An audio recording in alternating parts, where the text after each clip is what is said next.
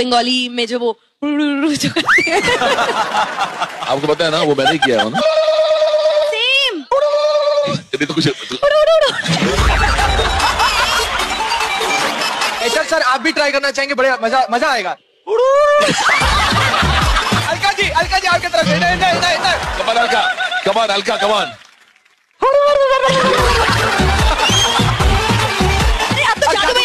जादू भैया।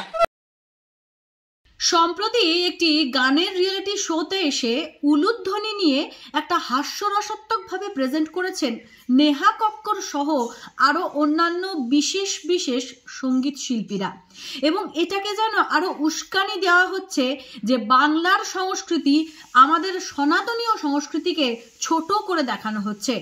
আসলে কি এই সনাতনীয় সংস্কৃতি উলুধ্বনি কি হাসির খোরাক কখনো হতে পারে? মানুষ না জেনে না বুঝে এই মিম ভিডিওগুলো নিজেদের টাইমলাইনে শেয়ার করছেন এবং নিজেদের সংস্কৃতিকে ছোট করছেন।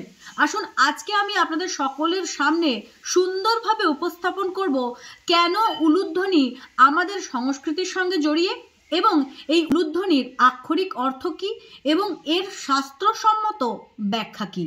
উলুধ্বনি হলো বাংলা সহ আসাম, উড়িষ্যা, কেরালা ও তামিলনাড়ুর একটি ধর্মীয় ও সামাজিক প্রথা।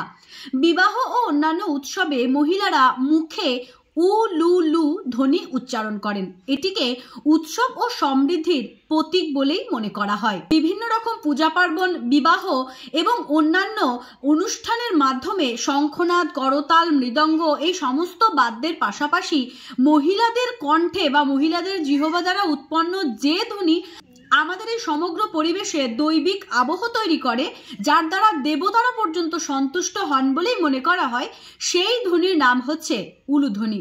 এই উলুধ্বনি একটি মাঙ্গলিক অনুষ্ঠানের সঙ্গে যুক্ত। এই নাদকে সাধারণ দৃষ্টিকোণ থেকে সামাজিক বিকাশ ও সমৃদ্ধির প্রতীক বলেই মনে করা হয়। তো এই উলুধ্বনি নিয়ে দুটো ব্যাখ্যা আছে। প্রথম ব্যাখ্যাটি হলো উলুধ্বনি হলো ওমকার ধ্বনি। এই অ, উ এবং ম ধ্বনির সংযোগে একটি ব্রহ্মতরঙ্গ সৃষ্টি হয়, যাকে উলুধ্বনি বলা হয়। অতে সৃষ্টি, উতে স্থিতি এবং মতে লয়। এই নাদধ্বনি ব্রহ্মতরঙ্গ অ, উ এবং মকে সরল হরিতে উচ্চারণ করেই উলুধ্বনি করা হয়। এই উলুধ্বনি মহাচৈতন্য শক্তির জাগরণ ও জয়ধ্বনি। তাই এই ওঙ্কার জয়ধ্বনি এবং উলুধ্বনি রূপে মাঙ্গলিক কাজে উচ্চারণ করা হয়ে থাকে। তাই এটিকে কোনোভাবেই হাসির খোরাক হিসেবে আপনাদের রিয়েলিটি শোতে আপনারা কোনোভাবেই প্রেজেন্ট করতে পারেন না। আপনারা তো সনাতনী সংস্কৃতিকে ছোট করেছেনই, সে সঙ্গে সমগ্র সনাতন ধর্মের একটি রীতি এবং মাঙ্গলিক ধ্বনিকে আপনারা সমগ্র সোশ্যাল মিডিয়াতে এবং জনগণের সামনে অপমান করেছেন, যা ক্ষমারও অযোগ্য।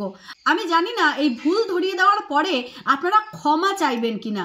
আপনারা ক্ষমা নাও চাইতে পারেন, কারণ সনাতনী হিন্দুরাই নিজেদের সংস্কৃতির অপমান সহ্য করতে করতে যেন গন্ডারের চামড়া পরে বসে আছে। যত কিছুই করা হোক না কেন তাদের গায়ে কিছুতেই লাগে না। এই উলুধ্বনির দ্বিতীয় ব্যাখ্যাটিতে আসা যাক। ওম শব্দটি সংস্কৃত অব ধাতু থেকে উৎপন্ন, যা একাধারে 19টি ভিন্ন ভিন্ন অর্থে প্রযোজ্য। এই ব্যুৎপত্তি অনুযায়ী ওঙ্কার এমন এক শক্তি বা সর্বজ্ঞ, সমগ্র ব্রহ্মাণ্ডের শাসনকর্তা, অমঙ্গল থেকে রক্ষাকর্তা, অজ্ঞাননাশক, জ্ঞান প্রদাতা। ওম 3টি মাত্রাযুক্ত অকার, উকার এবং মকার। এই 3টি শব্দের প্রতিনিধিত্বকারী যথাক্রমে সৃষ্টিকর্তা ব্রহ্মা, পালনকর্তা বিষ্ণু এবং ধ্বংসকর্তা শিব। এই ব্যাখ্যা থেকে স্পষ্ট হয় যে হিন্দু সংস্কৃতিতে যে কোনো পূজা পার্বণ বা মাঙ্গলিক অনুষ্ঠানে ব্রহ্মা, বিষ্ণু এবং শিব এই 3 মহাশক্তিকে স্মরণ করে বা আবাহন করে তবেই তা শুরু করা হয়, কারণ তাঁরাই এই বিশ্ব ব্রহ্মাণ্ডের সমস্ত মঙ্গলের বাহক। এ প্রসঙ্গে দ্বিতীয় ব্যাখ্যাটি বৈষ্ণবদের মধ্যে ব্যাপকভাবে প্রচলিত। বৈষ্ণব মতে এই উলু শব্দটি মূলত ভগবান শ্রীকৃষ্ণ ও তার হল্লাদিনী শক্তি শ্রী রাধার নামের প্রতিনিধিত্ব করে। এখানে উ শব্দের অর্থ হচ্ছে রাধা এবং লু শব্দের অর্থ হচ্ছে কৃষ্ণ। এই মতে যে কোনো শুভ কাজ বা মাঙ্গলিক কাজে এই উলুধ্বনিকে ব্যবহার করা হয়।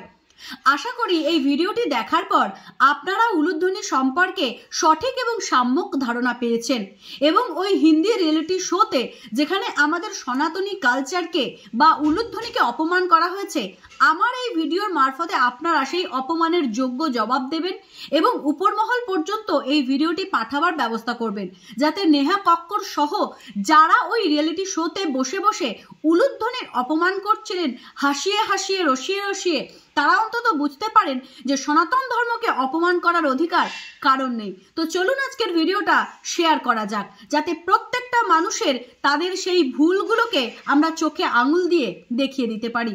দেখা হচ্ছে নতুন কোনো দিন নতুন কোনো ভিডিও নিয়ে। ততক্ষণের জন্য সকলে ভালো থাকবেন, সুস্থ থাকবেন। জয় শ্রীকৃষ্ণ, রাধে রাধে।